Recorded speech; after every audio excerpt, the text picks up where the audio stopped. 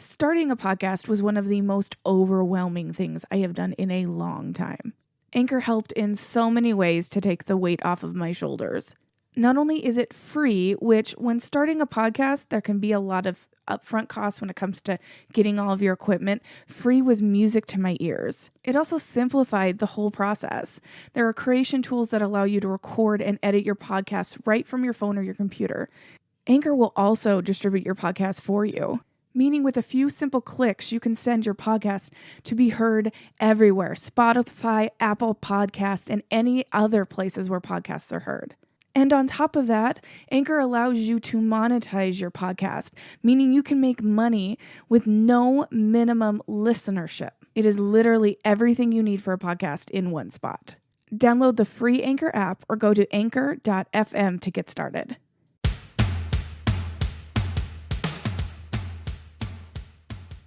Welcome to the Simply Imperfect Podcast. If you're on the hunt for perfection, you may want to keep looking because we are imperfection at its finest around here. However, if you're looking to have conversations covering the good, the bad, the ugly, and everything in between about life, you've come to the right place. We not only embrace life's imperfections around here, we celebrate them. So for those of you who've decided to join us on this journey, go grab yourself a beverage, sit down, settle in, and let's get started.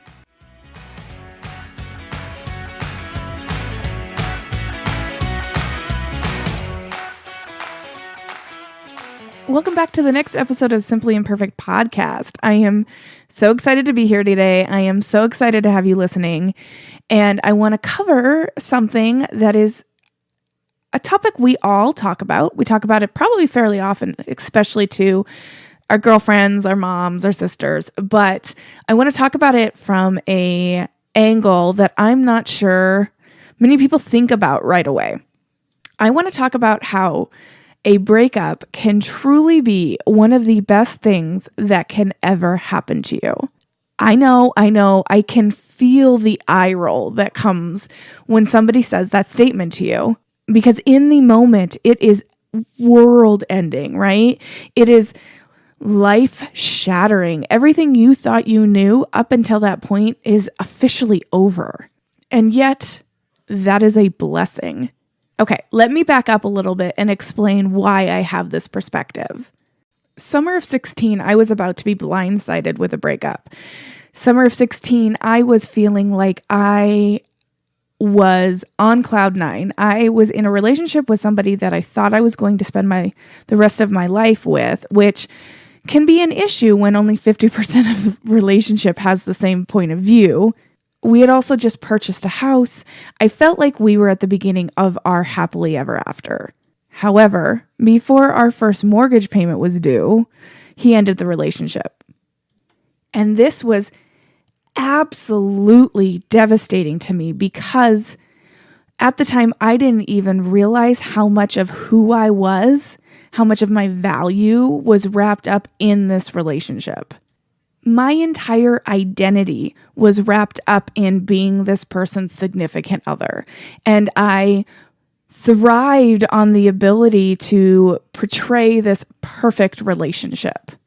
And I don't want any of this to seem like an attack on this person because it is not. I am taking a deep dive into where things fell apart from my perspective and the areas that I allowed myself to grow after this relationship.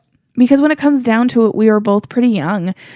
We met when I was only 23, and we also met and started dating almost immediately after my family left the town that I had grown up in. I went from having the support system of my mom and my dad and my little sister to all of a sudden being completely on my own, which at 23, you feel like you should be able to do. However, it was really isolating and I felt super alone. And I think that mindset created the perfect storm because when this person came into my life, they provided a level of that consistency and support that I had been craving since my family had left. This is normally where you find some other outlet to find that support. Unfortunately, it was the perfect storm of somebody coming into my life when I needed it And instead of learning how to essentially stand on my own 2 feet.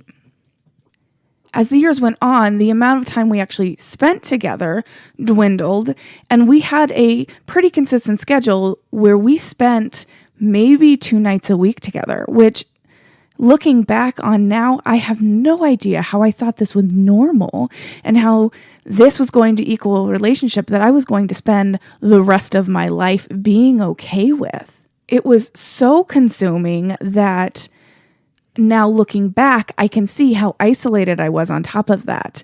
I had an incredibly strong group of friends prior to this relationship that over time it just dwindled because I didn't have the time to spend with them because I was spending it with my boyfriend. And then on top of that, my time was so consumed into this relationship that I couldn't, quote unquote, find the time to make it to Spokane to visit my family, which is one of my biggest regrets because you can't get that time back. And so this created the perfect storm that when this relationship ended, it completely tore my world apart. I didn't know where to go. And I will tell you that I spent a good couple weeks an absolute mess. There were times I would be on the phone with my mom and I would be crying so bad that I just couldn't even talk.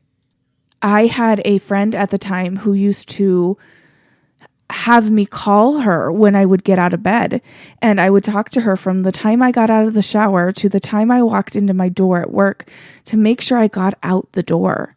Honestly, it is not one of my proudest moments, and looking back, my heart hurts for who I was at that time because I lost my identity when I lost this relationship.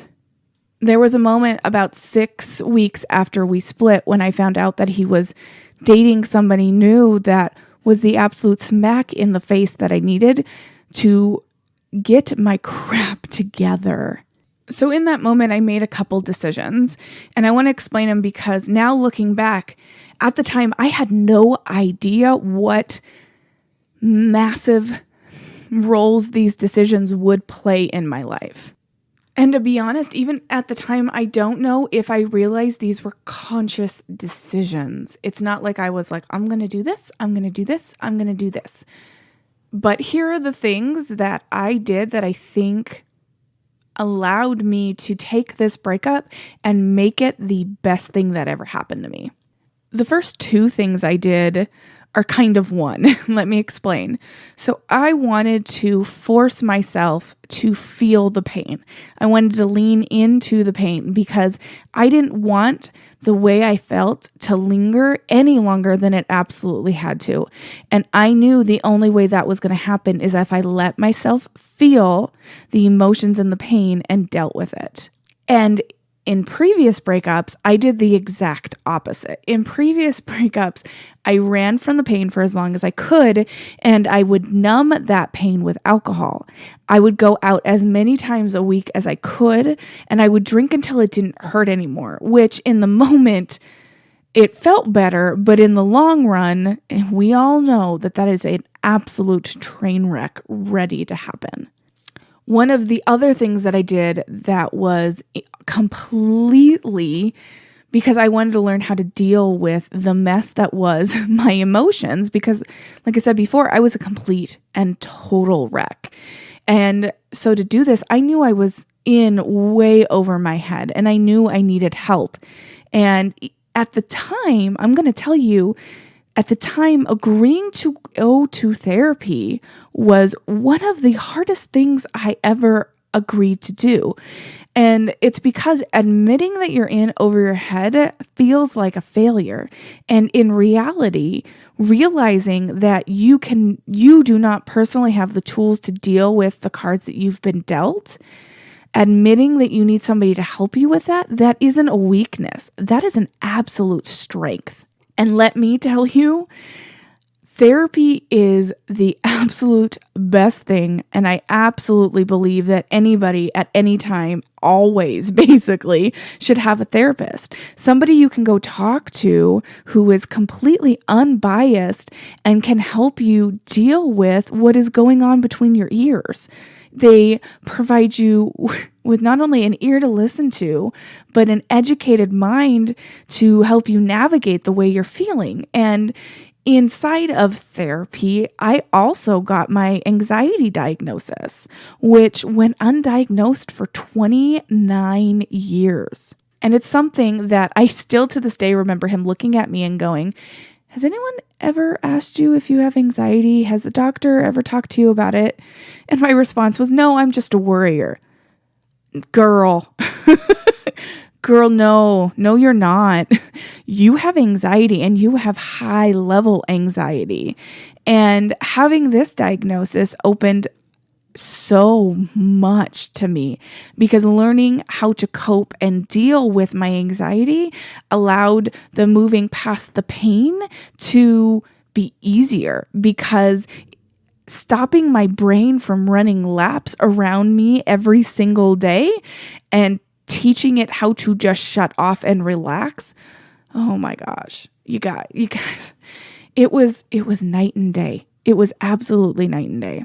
So I'm not going to sit here and tell you that just by going to therapy, I got my anxiety out of control, because it was more than that. And to be completely honest, another hard decision I had to make was the decision that my anxiety is beyond my ability to control it without help. And I began taking medication, and I was so ashamed. Once again, why as a nation have we created this stigma around somebody with mental health treating it? Why is it that not only asking for help and going to therapy feels like a failure, but then if at that therapy session it is discovered that you need some kind of medication to help fix an imbalance in your head, also feels like failure? I don't know about you, but right now, currently 90% at least of my shopping has been done online. So when I discovered a quick, easy, painless, and free way to get cash back on my shopping experiences, I was all about it. Let me share with you Rakuten. If you are not currently using it, you are doing yourself a disservice. Rakuten partners with retailers to give you cash back. Simply start your shopping experience on the Rakuten's website, search to find the retailer that works for you, and click and start your shopping. Proceed just like you normally would with any of your online shopping experiences, and at the end, after you check out, Rakuten pays you. This is by far the easiest way to get money back on what you were already going to purchase. Sign up for Rakuten today. Either click the link in the show notes or visit rakuten.com/r/MIKALA18.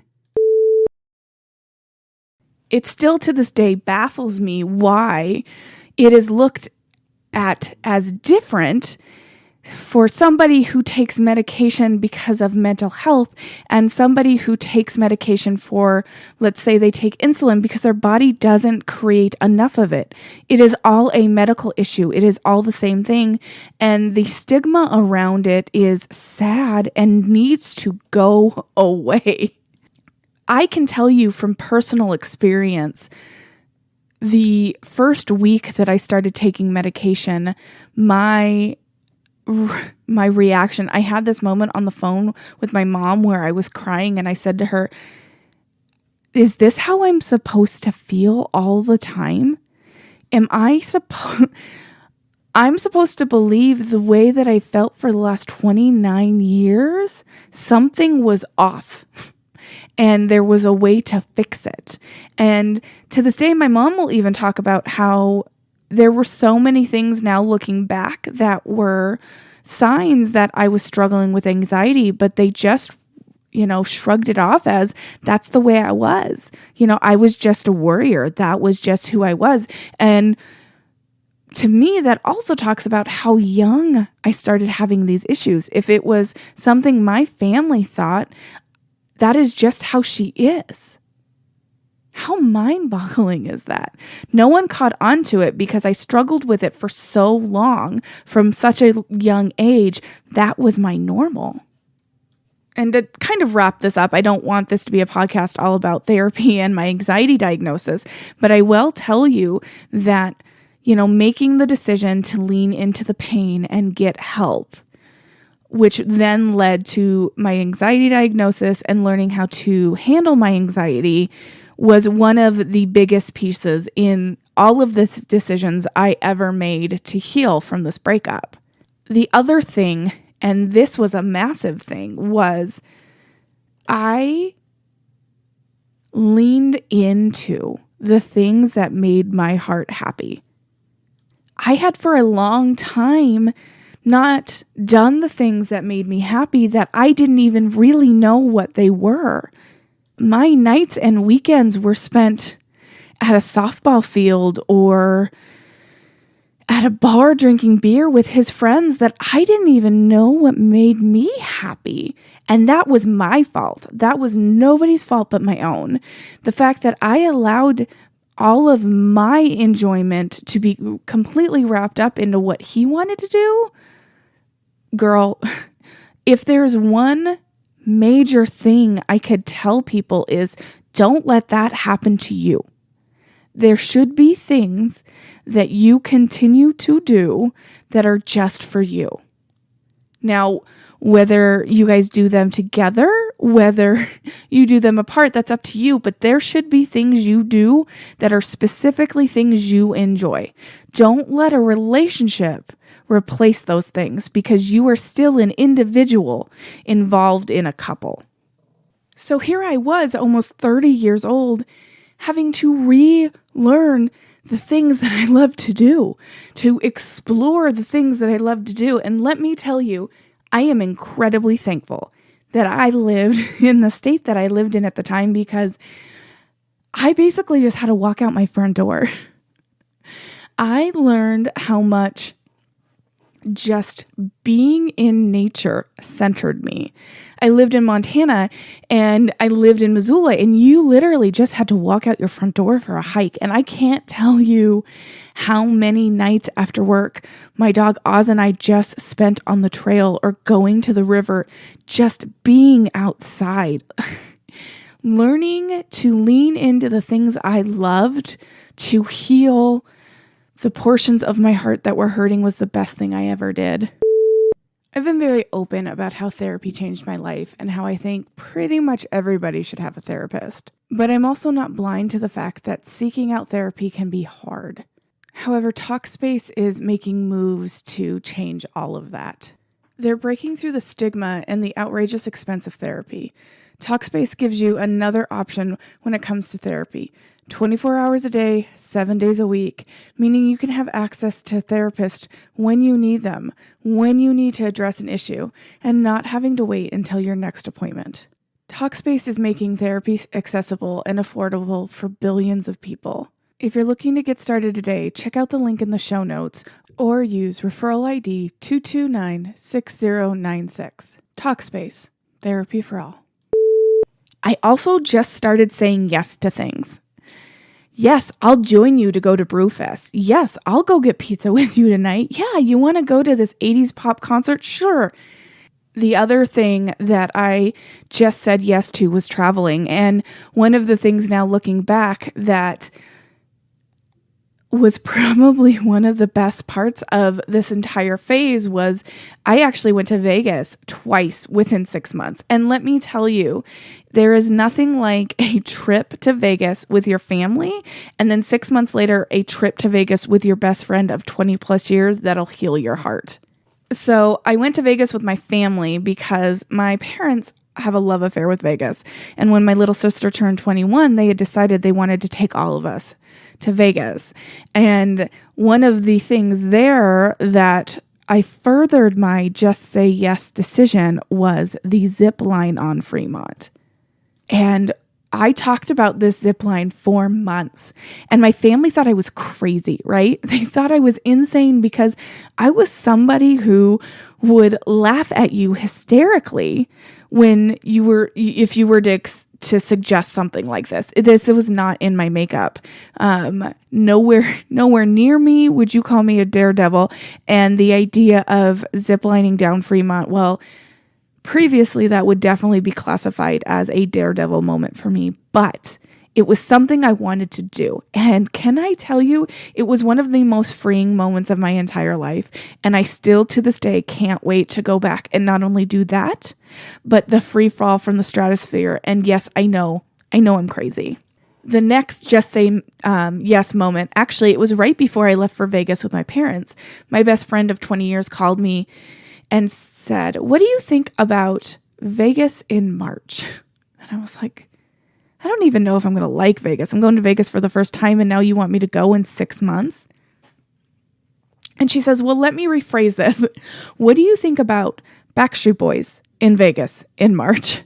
And can I tell you, my little preteen teeny bopper squealed with excitement. I grew up on Backstreet Boys and NSYNC.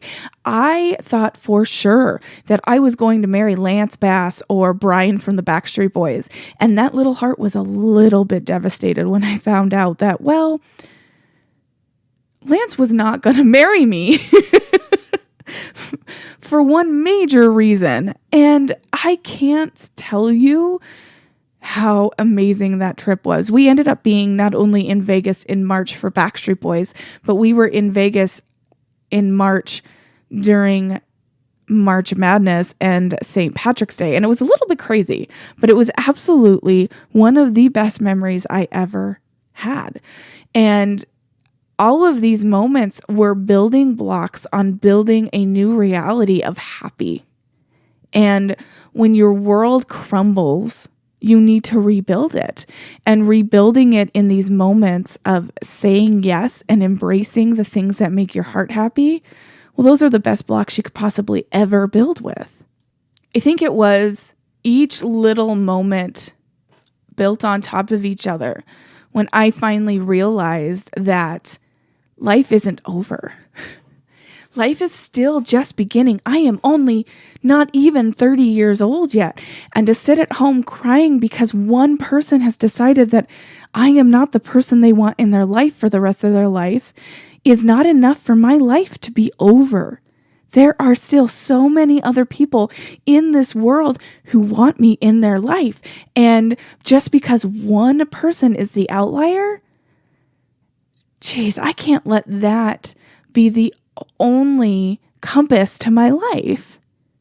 If you truly take a moment that is as devastating as the end of a breakup, no matter how long the relationship was, if you truly take a moment to rebuild yourself on a solid foundation, you will sit back and look back and say, it was one of the best things that ever happened to me. I knew once I pulled myself together, I wanted to be able to look back at that time and say a couple things. One, I did everything I could to salvage that relationship. And I did. I did everything that was in my power to make sure that relationship was the best it could be. Everything in my power at that time was not good enough to create a relationship that was healthy for either of us.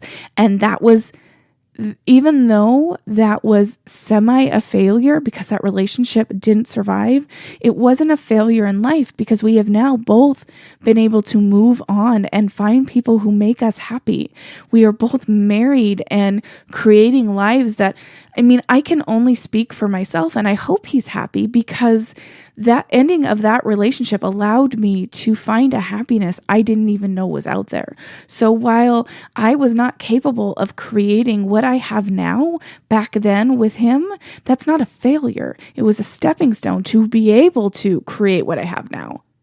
The other thing I wanted to be able to say is I was always able to look back and say, I took the high road. This is not easy. Especially if at any point you feel like you have been wronged. And was this always easy? Far from it. Did I always highly succeed? No. Homegirl likes to be petty, and it is hard to fight that urge. But I can look back and say there is nothing that happened in the year following that relationship that I regret. And that says a lot. And mind you, I do say a year because while I would tell you that once a relationship is over, the best thing that you can do is a clean break, I unfortunately didn't have that because, as I mentioned earlier in the podcast, we had literally just bought a house together. And if you are aware of real estate, turning around and selling it 6 weeks after you bought it usually isn't going to work out for you. So we had to sit on a house for a while and deal with each other because of the house. And there for a while, it was reopening a wound every time I saw him. But every time I saw him, I sat back down and I patched that wound up and I moved on. I didn't let those moments linger. I didn't let those moments break me down. I found the things that, well, one of two things. I either straight up avoided the situation.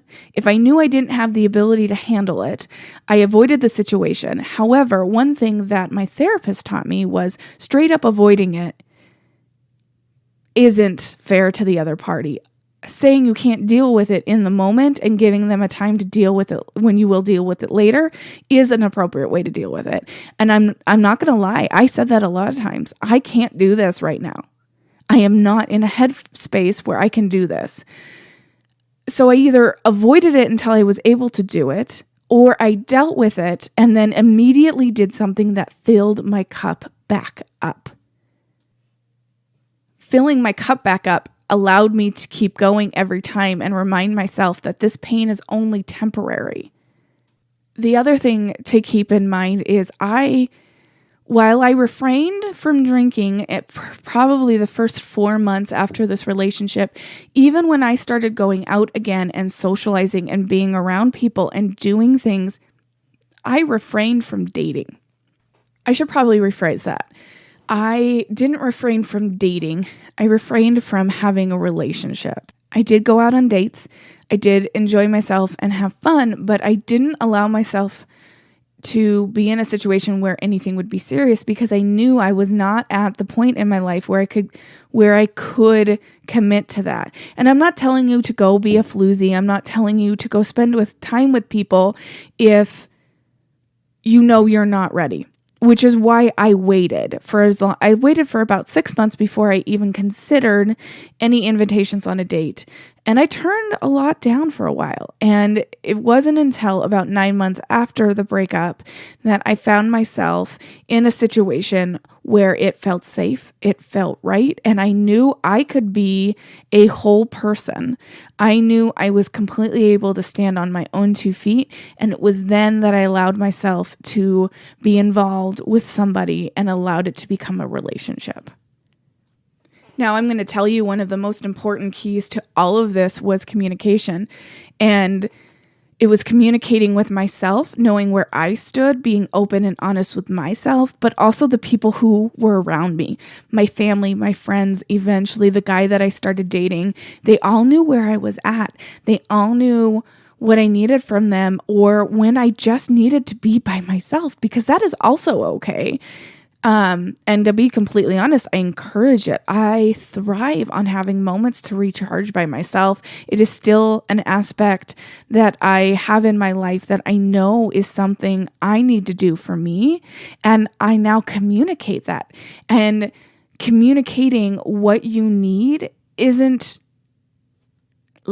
saying that you need that person less. It isn't saying that what that person needs is less important, because if you have an open dialogue about what your needs are, both for them and for you, then you can figure out how to best achieve each person's needs and make sure that your cups are all filled up. And at the end of the day, that is what is important.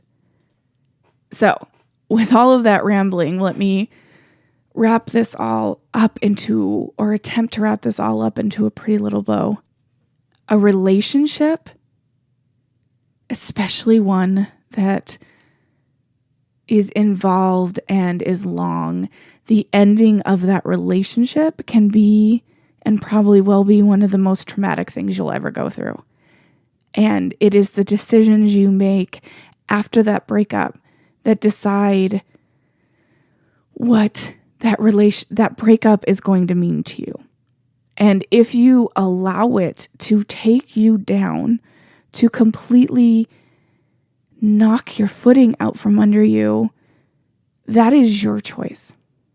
And girl, I'm not judging you because, like I said, I spent a good 6 weeks a total and complete mess where it was hard to get out of bed. And when I made the decision to be better, it didn't just magically happen that I jumped out of bed and I was happy. I made the decision to put in the work into me to make me a better person. And I will tell you today that I am thankful for that breakup. I am thankful for one of the worst things that ever happened in my life because it taught me so many lessons. And by allowing those lessons to be taught, I am proud of the person I am today. I was once told that who you are is built upon the things that happen to you, and I highly disagree with that. Who you are is built upon how you react to the things that happen to you. Each event in your life, no matter how big or small, no matter whether it's happy or sad, each event is a moment to make a decision on how you're going to handle it and what kind of person you're going to become because of it. So when you are faced with a moment, take that and run with it to become the best version of yourself, because we only have one life to live. And while sometimes the cards that you're being dealt suck, they suck. Those cards are going to create a life for you, and you and only you gets to decide what that life looks like.